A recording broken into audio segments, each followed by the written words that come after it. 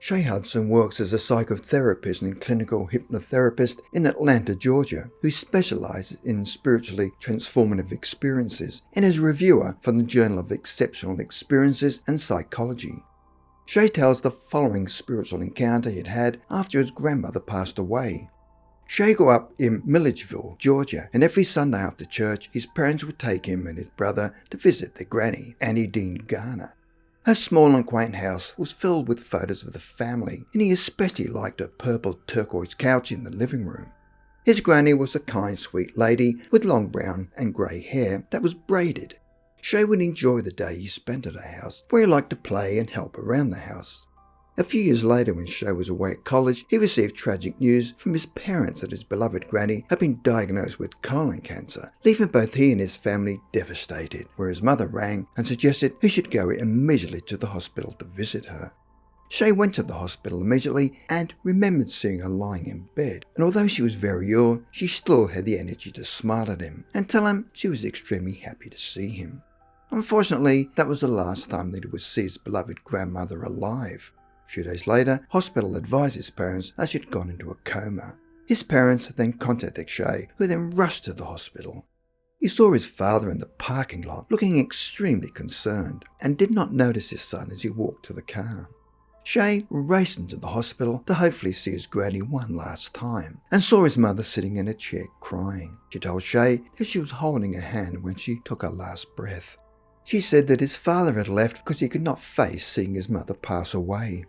One Sunday afternoon, a few years after his granny had passed, Shaye was feeling tired and decided to sit on the couch and meditate. But what happened next was to transform his life in a deep and profound way.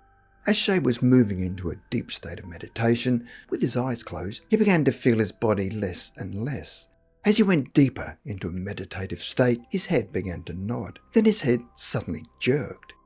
This appeared to wake him, where he looked up and stared at the couch, but something did not look right. His couch was normally a beige colour, but was now a turquoise blue.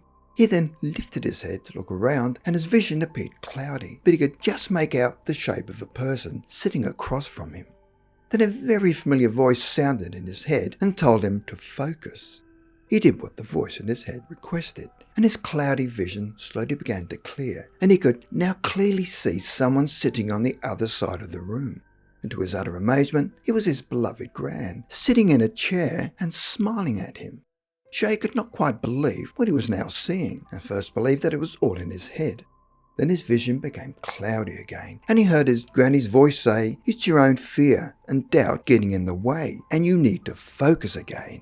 Shaye again focused on the figure in front of him, and his vision suddenly cleared.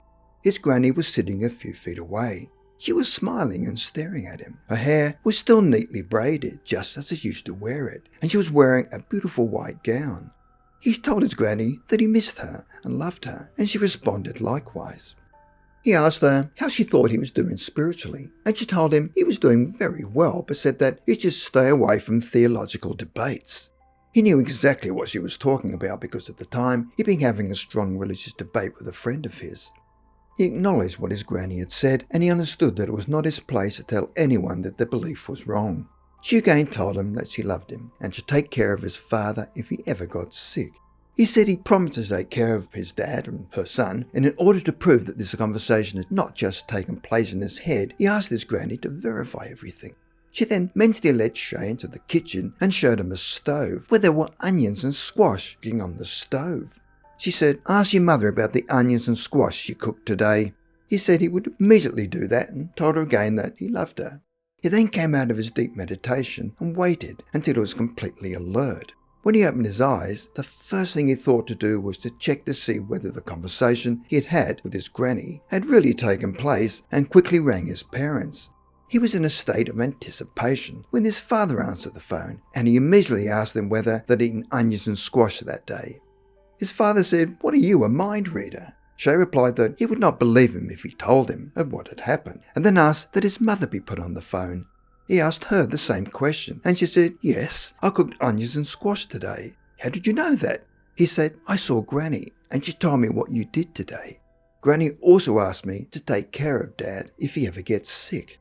Shaye was extremely grateful for seeing his grandmother again, especially because he had been too late to say goodbye to her when she passed at the hospital, even though the meeting was an unordinary and altered state of consciousness. But it really felt like a face-to-face encounter. Shaye's experience had a powerful transformative effect on his life, and he no longer feared death.